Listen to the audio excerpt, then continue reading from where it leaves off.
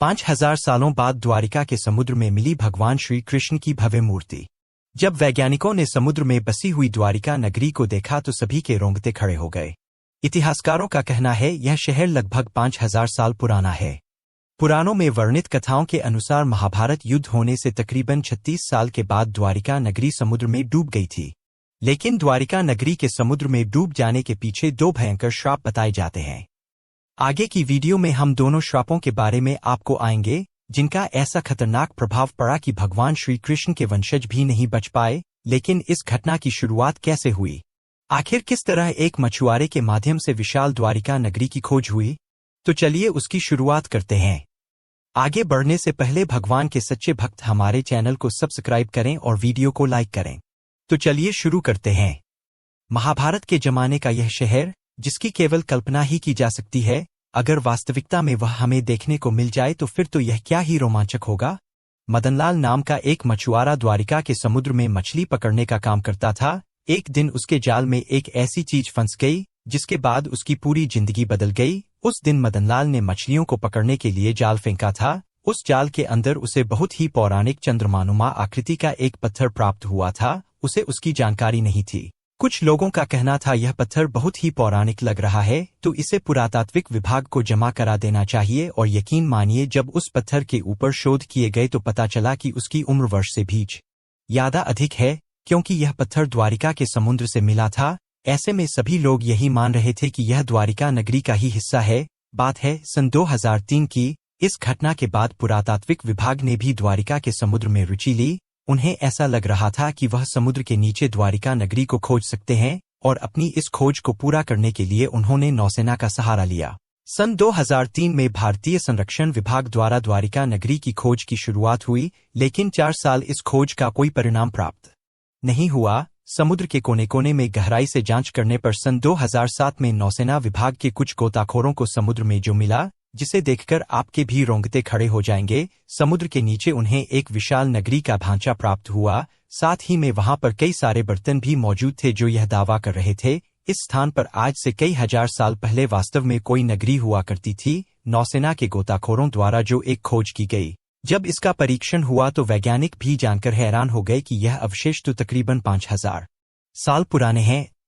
अब आप सोच रहे होंगे कि भगवान श्री कृष्ण तो साक्षात भगवान है, और उनकी नगरी समुद्र में कैसे डूब सकती है? आज से लगभग 5000 साल पहले श्री कृष्ण ने मथुरा को छोड़ दिया था और उन्होंने द्वारिका का निर्माण विश्वकर्मा के हाथों से करवाया था। श्री कृष्ण अपने साथ यदुवंशियों को भी लाए थे और इस नगर को अपना बसेरा बनाया था। द्वारिका श्री कृष्ण की कर्मभूमि मानी जाती है, जिस पर उन्होंने 36 वर्षों तक शासन किया। द्वारिका के समुद्र में डूब जाने के पीछे 2 श्राप है।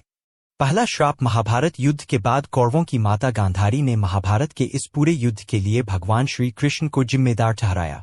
उन्होंने श्री कृष्ण को श्राप दिया कि जिस तरह कौरवों के वंश का नाश हुआ है, ठीक उसी तरह पूरे यदुवंश का भी नाश हो जाएगा। और दूसरा जो श्राप है, प्रचलित कथाओं के अनुसार माता गांधारी के अलावा दूसरा श्राप ऋषियों द्वारा श्री कृष्ण के पुत्र शाम को दिया गया था। दरअसल महर्षि विश्वामित्र, कंव, देवर्षि नारद आदि द्वारिका पहुंचे थे। यहाँ यादव कुल के कुछ युवकों ने ऋषियों के साथ बहुत मजाक किया था। वे श्री कृष्ण के पुत्र शाम को स्त्री वेश में ऋषियों के पास ले गए और कहा कि बताइए, क्या यह स्त्री गर्भवती है और इसके गर्भ से आखिर क्या पैदा होगा? जिसके बाद ऋषि अपमान से क्रोधित हो उठे और उन्होंने श्राप दिया कि श्री कृष्ण का यह पुत्र ही यदुवंशी कुल का नाश करने के लिए एक लोहे का मूसल बनाएगा, जिससे सारे यदुवंशियों का अंत हो जाएगा। जिसके बाद एक एक यदुवंशी का अंत होने लगा। सब आपस में लड़कर ही नष्ट हो गए। बचे थे केवल भगवान श्री कृष्ण। भागवत पुराण में बताया गया है कि एक दिन भगवान श्री कृष्ण पीपल के पेड़ के नीचे विश्राम कर रहे थे।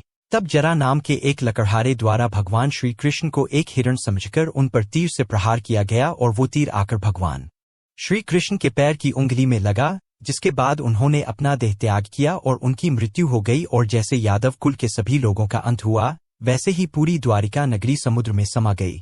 सरकार द्वारा द्वारिकाधीश मंदिर के पास से पानी के नीचे भी खुदाई का काम शुरू किया गया, और यहाँ पर उन्हें कई मंदिरों की एक जैसी श्रृंखला प्राप्त हुई, जिससे कि पता चलता है जैसे जैसे पानी ऊपर चढ़ता गया वैसे वैसे मंदिर की जगह आगे सरकती गई। डॉक्टर आलोक त्रिपाठी के मुताबिक खुदाई और खोज लगाने के काम के दौरान कई तरह की कलाकृतियां मिली, अवशेष भी प्राप्त हुए, सुंदर रंगीन वस्तुएं भी मिली जिनमें कई रसायन इस्तेमाल किए गए हैं, जिसके बाद वैज्ञानिकों द्वारा 500 से अधिक कलाकृतियां और अलग अलग नमूनों को एकत्रित किया गया। और सबसे बड़ी चौंकाने वाली बात तो यह थी कि इनकी उम्र और समुद्र के अंदर जो अवशेष मिले थे उनकी उम्र लगभग बराबर थी, यानी 5000 साल से भी ज्यादा।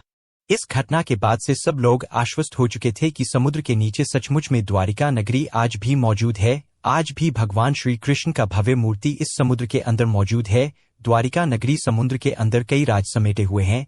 कई लोगों ने लालच स्वरूप इस नगरी को ढूंढने का प्रयास किया, लेकिन वह समुद्र में ही कहीं विलुप्त हो गए और उनका नामो निशान ही खत्म हो गया।